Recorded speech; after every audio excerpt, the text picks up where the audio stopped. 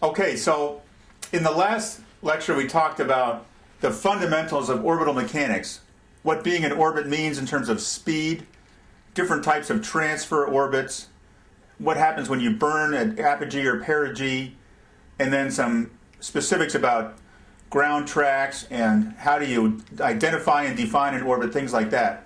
Now let's talk about,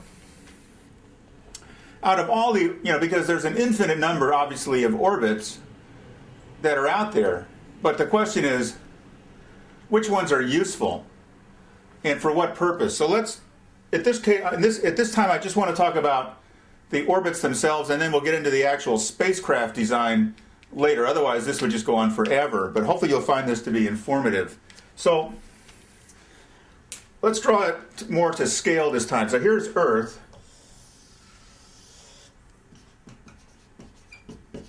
And we're going to talk about LEO, low Earth orbit.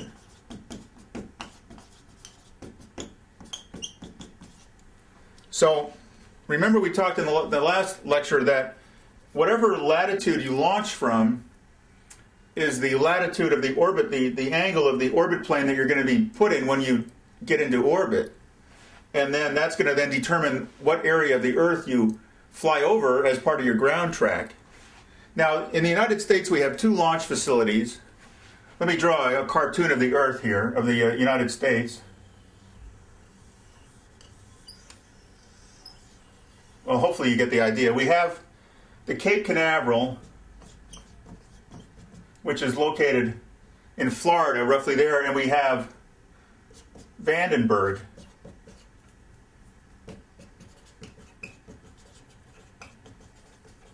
Air Force Base, which is located in California, outside of a little bit north of Santa Barbara. There's a spot there where the coastline kind of goes in pretty rapidly. So we'd like to launch over oceans in general. So from the Cape, we generally launch directly east because it goes over water, and we also get the boost from the Earth rotation in that case. We get a little free speed. From Vandenberg, we typically launch due south, or more or less south. And there's only one reason we would ever launch south. Now notice immediately when you launch south, you don't get the benefit of the Earth rotation. So the rocket performance is going to be less. The same rocket launched south from Vandenberg can carry less to orbit than a rocket launching east from the Cape. But why do we want to go south? Because if we go directly south, it's going to give us an orbit inclination of 90 degrees. And then in that case, our ground trace, remember that Mercator projection, our ground trace then is going to go over the entire Earth. Now in the case of that 90 degrees, we call that a polar orbit. Now the ground trace does not repeat, right? So it's still going to be, the next time it's going to come here, the next time it'll be off a little bit, but it will cover the whole Earth. Now not every time, but we'll cover the whole Earth. That's called a polar orbit. Now, you could put something into a low Earth orbit that's not polar, but I just can't think of any use for it. It would be kind of not very useful because you think about an orbit at, let's say a low Earth orbit at 200 miles. Here's the Earth. It's going to be like that high. So how far can you see? Not very far. Now the real reason for being in a low Earth orbit is for what's called remote, well, I'll use the generic term here, remote sensing.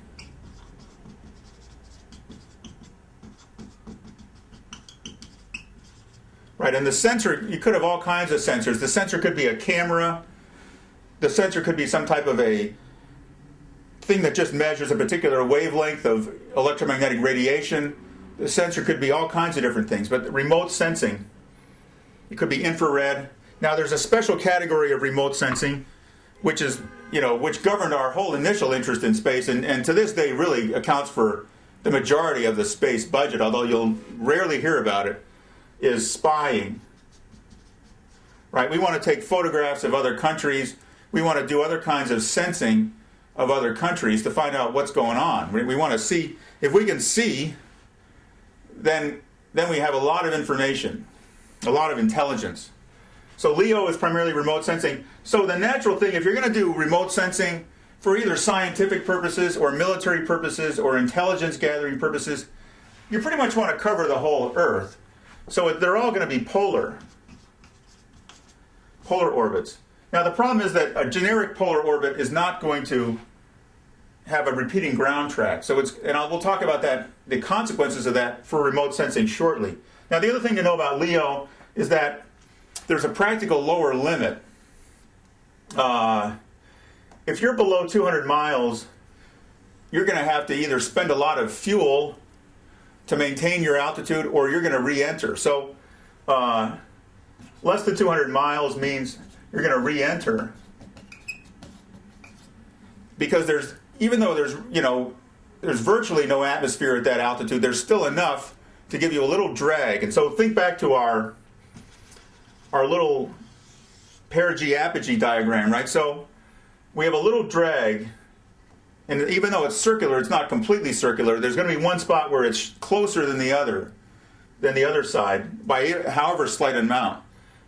At the close spot here, the drag essentially forces it to go, right? The drag is essentially the same thing as if we were burning opposite the direction we're traveling. Well, what's that going to do? It's going to reduce the apogee a little bit. And then it happens again, reduces the apogee again. And eventually, if you just let it on its own, the apogee, it's going to go slow till the apogee intersects the Earth. And then, right, we have a term for when the apogee or the orbit intersects the Earth. That's called a crash. So it's not going to be viable. So you either it's going to re-enter, or you have to use a lot of fuel to boost it. So any kind of a remote sensing mission below 200 miles, a large part of your payload is going to be fuel if you want to have that thing have any kind of lifetime. So then that fuel payload detracts from whatever, how big of a camera you can put on it, how big of an antenna you can put on it to send back data and what have you. So you can see all the different trade-offs that are happening as a part of any of these design processes. So that's a LEO orbit. Now there's a special kind of LEO orbit called sun-synchronous. And let's talk about that for a minute.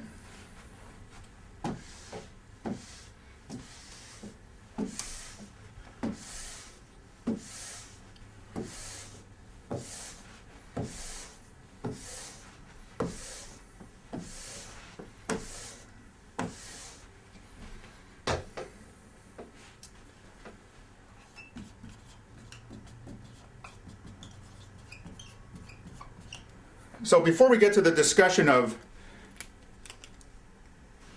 what it is, let's talk for a second about why we care about it.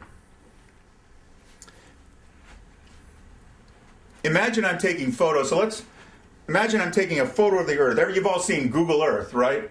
Where there's a photo looking straight down at your house or at, Trinity site or whatever, the Area 51, whatever you want it to be. It's looking straight down. So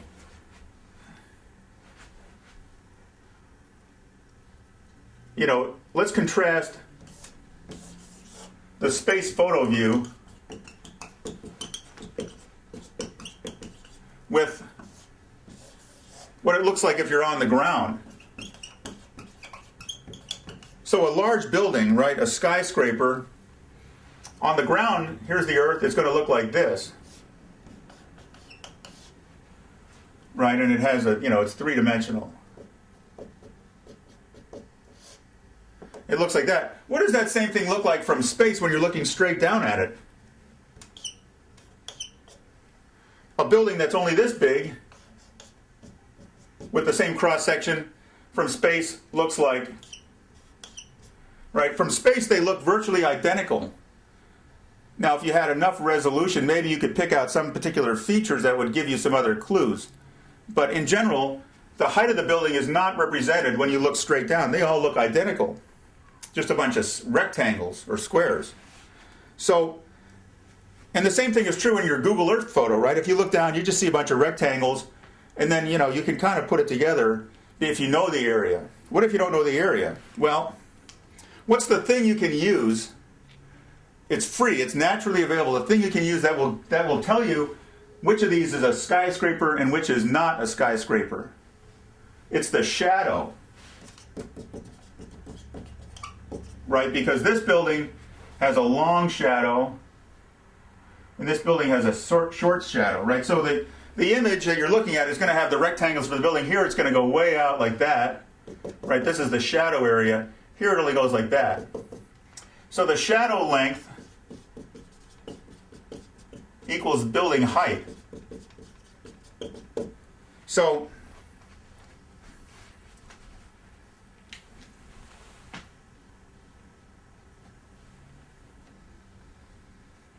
now that we made a couple assumptions there. First of all, we're assuming that we're taking the photo at a time when we have a significant shadow. What if we took the photo at noon?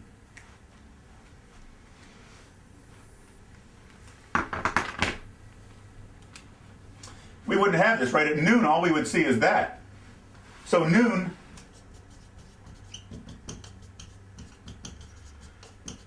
right now, noon is defined, if you were in nautical terms, if you were doing like a sextant measurement or something like that, noon is defined as when the sun is directly overhead. Right now, it might be that way because you're not actually on the equator or between, south of the Tropic of Cancer, but it's directly overhead. It's not like that. It's not like that. We have arbitrarily taken the Earth and divided it into time zones and said, in this whole time zone is going to be noon. But there's actually a specific instant when you're at local noon, right? So local noon, when the sun is directly overhead you, there is no shadow. Now, if you're not on the equator, you're going to get a shadow in the other direction, which will give you some information.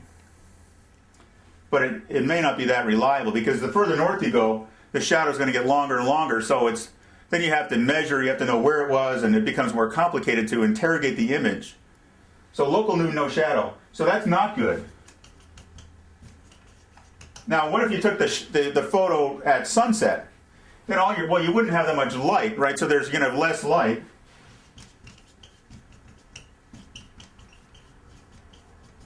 So you're going to have less signal to noise ratio, you're going to have less contrast, less information in the photo, and you're going to have super long shadows. Well, that's not good either. So somewhere in between, there's a point where things are more optimal. And it turns out it's about 90 minutes before or after local noon.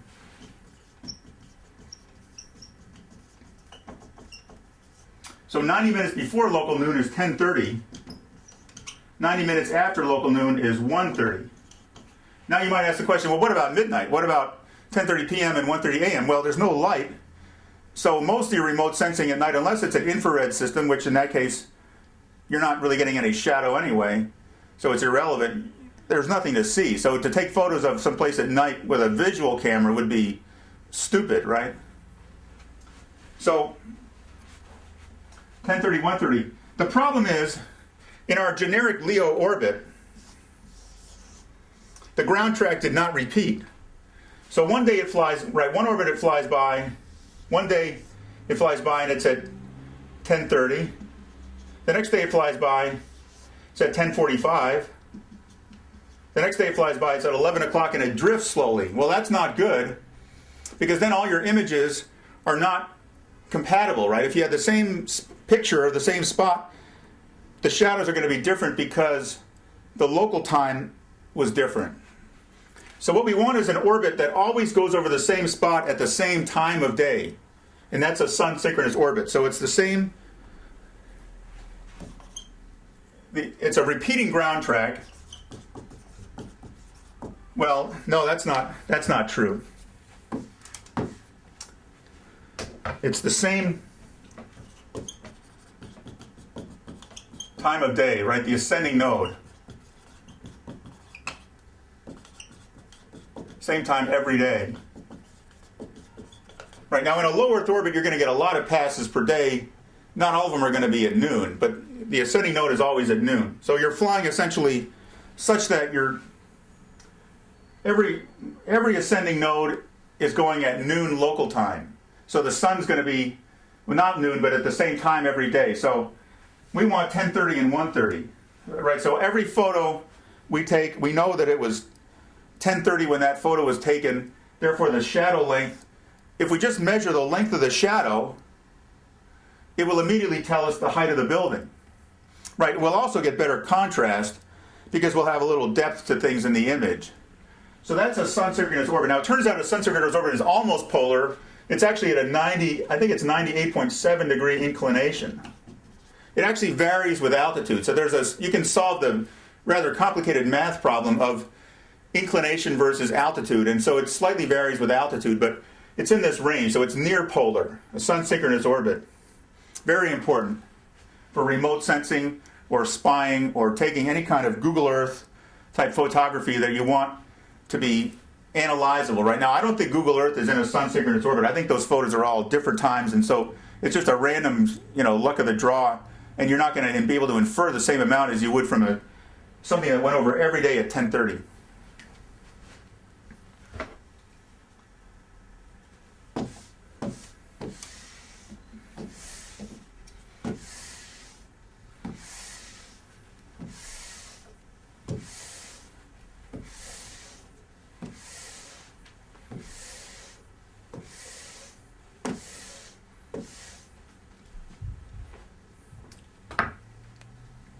So now let's move up in altitude.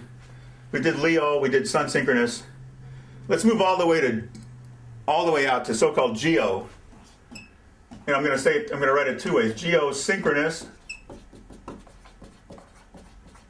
and geostationary.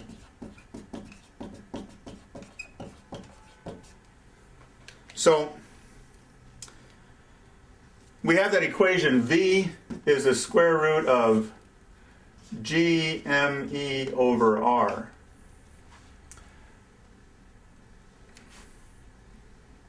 And as you have something going around in a circle at a greater and greater distance, right? As the speed changes, the speed of the thing changes depending whether it's here, whether it's there, as my arm goes around.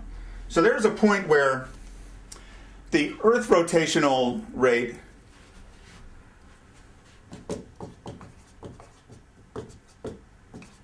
the angular rotation rate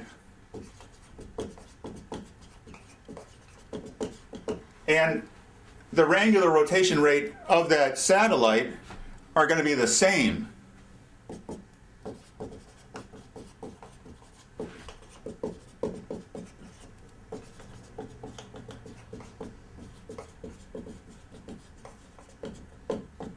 And so then what's the effect? The two are moving together, so it's always going to be in the same position. Right now, if it's not at the equator, it's not actually going to do that. It's going to go like this, right? But it's going to always be in that same longitudinal orientation, the same longitude. So let's look at the ground track. So a geosynchronous orbit, the ground track, here's our Mercator projection, is going to look like this. Right, and this is the latitude, which is the same as the inclination of the orbit. So it's a figure 8. Now that's good, right? We've made a big improvement there because it's not anywhere in the sky now. It's only between there and there, right? So it's going to go up and down as we go turn around. That's an improvement, but it's still not a slam dunk because if we had an antenna that we wanted to talk to that thing, our antenna is going to have to go like that too. So there's complexity there, right? Imagine if your DirecTV antenna had to do this all day long. Well, you'd have to have a motor, so there you have it. So somebody said, aha, and I think it was Arthur C. Clarke, the science fiction writer, who first observed this. Well, what about if we change the orbit plane to be equatorial, then it makes a figure 8, but it doesn't move. And that's what geostationary is, right? So geostationary then is a special case, which is geosynchronous, equatorial. And then the spacecraft is always in the same spot. So if I have to build an antenna to talk to that spacecraft, that antenna doesn't have to move, right? Once I dial it in, once I get it exactly pointed there, I can fasten those bolts, and I'll never have to adjust it. It's always going to be met right onto that particular spot. So DirecTV obviously is in a geostationary orbit. And so is every other communication satellite on the planet. So it's good for communications. Because the antennas don't have to move. Do not need a gimbaled antenna.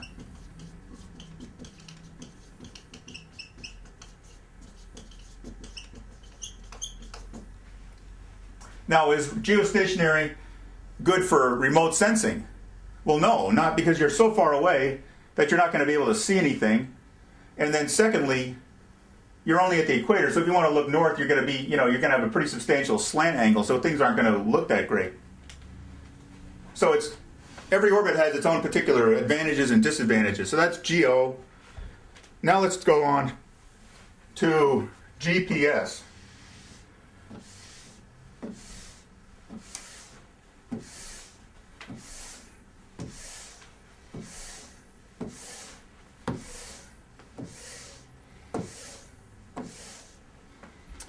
You're probably already noticing a trend, which is that there are many different ways to talk about an orbit, and they're equivalent if you know what the different boundary conditions are. So we talked about orbit in terms of altitude. We can also talk about it in terms of period time.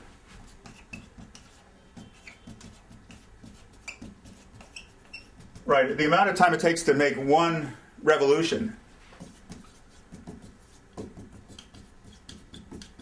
Right, not one ground track, because the ground track is dependent on the Earth moving, but the orbit is inertial, it's just going like that, one revolution around the circle. So we said a low Earth orbit was like maybe a 90-minute orbit. Every 90 minutes it makes one revolution. Geosynchronous, well, think about it. How long does it take for the Earth to go around once? It takes 24 hours. So that's a 24-hour orbit. Right, the period of one rotation is 24 hours, which happens to be the Earth. Now we can go somewhere in the middle, and we'll call it HEO, just for generic high Earth orbit. And that's where GPS is, by the way. And we'll say, and GPS happens to be at a 12-hour orbit. So the further away you are, right, so now we'll get into these trade-offs more when we talk about specific spacecraft design. The further away you are, the less data rate you can support in communications, right? The more difficulty communications becomes, and the less you can see. But you get a bigger field of view, right? Here's the Earth. From LEO, I can see almost nothing here. From GEO, GEO, by the way, is roughly 6.5 Earth. I forget if it's diameters or radii, but it's way out here. So GEO, I can see the whole thing, right? In fact, I can see way beyond the Earth. Then there's this 12-hour orbit, the GPS orbit, where you still have pretty good view, right? Because GPS, you want to take a few satellites. You want to have your little GPS radio and tune in a few satellites that you can see at once, and then they're, based on the triangulation, the geometry, get your position.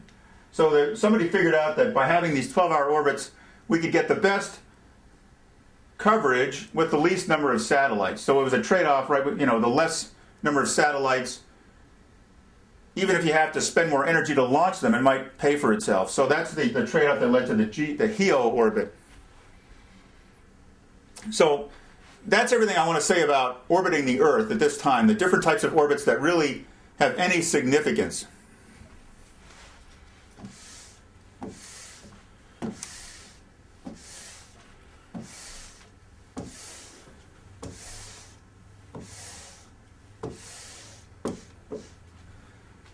But if we're ready to now cut the cord to Earth, there are a lot of interesting orbits that we can still talk about. So let's go through some of these really innovative ones briefly. The first thing I'm going to talk about is L1.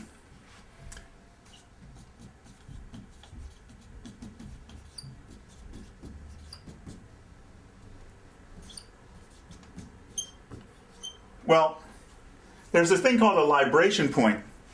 It's an artifact of the interference of gravity from two different bodies. So we have, let's draw the sun here, and then the Earth. Right, the sun has a gravitational field. It's pulling this way. And it's strong because the sun's a big thing.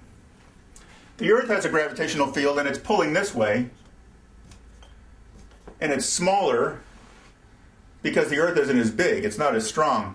But remember, when we have gravitation, it's gmm over r squared. So the distance becomes a factor, right? As we go out further, the sun's force is like this here. Out here, it's only like that. Out here, it's like this, right? So it falls off dramatically. So there's a point.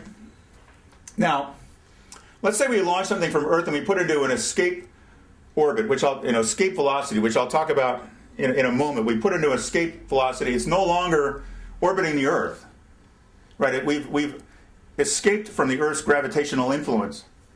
We could put it next to the Earth. And then all it's going to do is stay there, just like a good friend. It'll always be your wingman as the Earth revolves around the sun. Now, next to the Earth doesn't really give you any advantages, but what if you put it between the Earth and the sun? Well, then you can use it for early warning of, for example, a solar flare, right? Because the solar flare is going to hit that thing first before it hits us. We'll know. So, but the problem is, though, if we put it in between us and the sun, well, now it's closer. So it's good because of the other equation, square root of gm over r, it's going to go faster. So it's not going to stay, right, as the Earth goes like this, it's going to go faster. It's not going to stay between us and the sun directly for very long. But, now wait, there's a loophole. Just like on a tax, when you file a tax return, there's a loophole where at exactly the right spot, the influence from the sun's gravitational force and from the Earth's balance out, because we're far from the sun, so even though it's stronger, we have less of it, and we're closer to the Earth. That is called L1, the one between the sun and the Earth. And it's like having a celestial body there. In fact, you could have something, it's not really in orbit there, but it'll stay in position around at L1.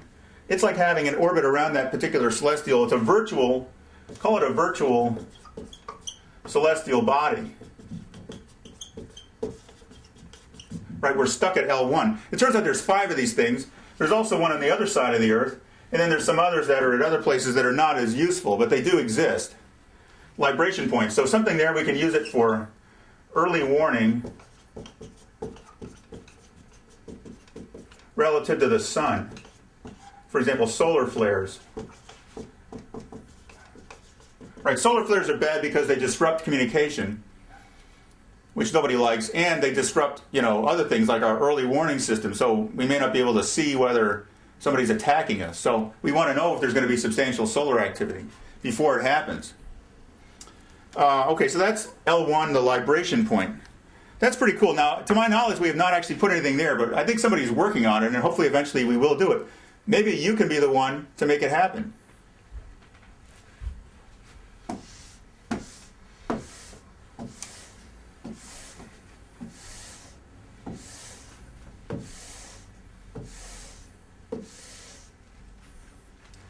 So now we get to rendezvous and docking. This is an interesting little topic. So we keep going back to the same diagram, Earth, and then we have, let's say we want to have, so we have something at the space station. Now the space station is really not that far. This is not to scale. The space station is not that far. But we have our space station. And we want to dock with it, right? We want to intercept it so that we can connect and then transfer people, remove people, or whatever.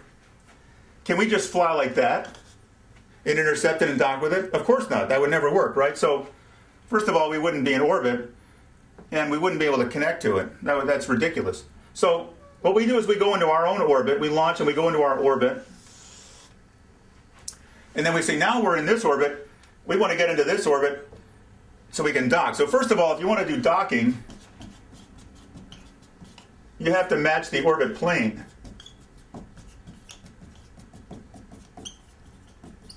Right, no docking. If we're in a situation where our plane and their plane are different, no docking can ever happen. So that's the first thing. We have to match the orbit plane. That's easy enough to do, right? We can do that just using expenditure of energy, fuel to get into the right orbit plane. But now we might be at a different altitude, so we're both in the same plane, but one's going faster, one's going slower, and they're not at the same spot. How do we get them at the same spot? Well, can you just say, oh, all right, well, this is cool. Now we're already in this orbit. When we get close, we'll just burn. We'll burn fuel, and then that'll take us on a trajectory like that. Sorry, that's not going to happen. Because what happens when you burn fuel here? You go higher. And as you go higher, right, so here you burn, which means you go higher. And as we know from our good friend the equation, square root of gm over r, as we go higher, we go slower, which means you go slower. So if you actually tried to do that, you would end up here. And then you wouldn't be able to do your rendezvous and docking. So now this becomes, now you're saying, well, now wait, if I can't go like that to get from here to there, how are we ever going to get to be this together? Well, you have to use, it's counterintuitive. What you have to do is you actually, at this point, you have to burn against your direction of travel. So you burn this way, right? And then you slow down, right? Well, you don't slow down. You actually do the opposite. You burn that way, burn against, right? Which means you're going to go lower, right? Because we now have reduced the apogee or the perigee of that orbit. And because we go lower, we now go faster. So that's how we make up. So if you want to do rendezvous and docking, that's why it took a long time before anyone could actually do it. It's counterintuitive, and you could never drive it in as a human. It has to be done with computer control and computer calculations. But what you do is you go to a lower orbit, then you accelerate, you go faster, and then you go to a higher orbit. And then as you go back out to the higher orbit, you slow down, and then just as you're slowing down, the thing you're docking with comes along, and then the last few feet you can just do it with a regular thruster. So in order to dock, right, first match the airplane, then you have to burn against the velocity vector to slow down, to go lower, right? To go lower, and then you speed up, and then you go with the velocity vector to go faster, right? To go higher, which means slower.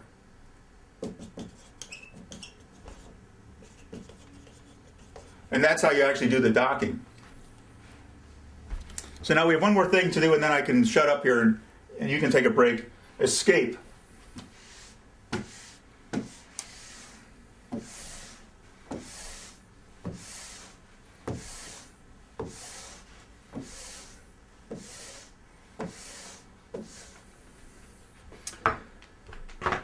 Let's compare and contrast being in orbit versus escaping from the Earth.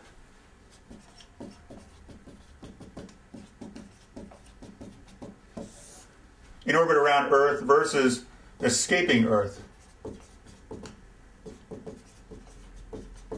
Right, so if we want to go to the moon, well, that's a bad example. If we want to go to Saturn, we have to escape Earth. Right, we don't have to escape Earth to go to the moon because the moon is orbiting Earth also. But if we want to go to Saturn, we have to escape Earth. Well, to get into orbit,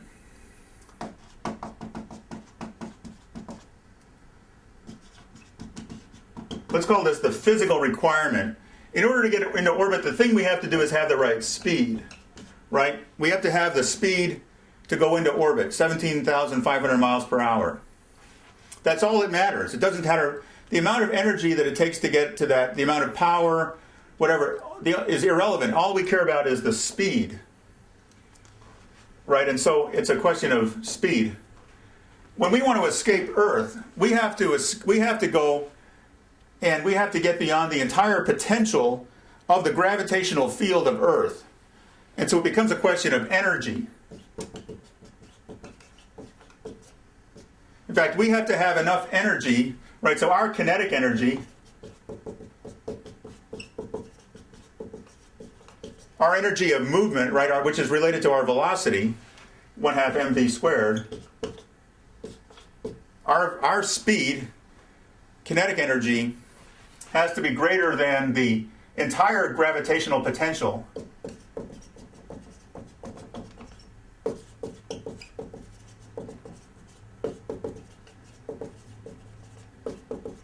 of Earth. Right, but out to infinity. We're not going to go to infinity, but we have to get more kinetic energy than the potential energy to infinity of the Earth. And so this, people would do this as an integral in calculus, an integral to infinity. First of all, you have to have a lot more speed, obviously, to do one than the other, but it's really a different problem. In one case, all we have to do is go fast enough so that our rate of falling, because here we're still subjected to gravity from Earth. Here we're not subjected to gravity from Earth. Right, so gravity from Earth, yes, and here it's no. So it's really a fundamentally different problem. I think this comes out at like 25,000 miles per hour. It's a simple problem. It's a simple algebra problem. You just have kinetic energy. You do the integral of the gravitational force from Newton's equation, and you get G minus Gm over R equals m1/2 mv squared.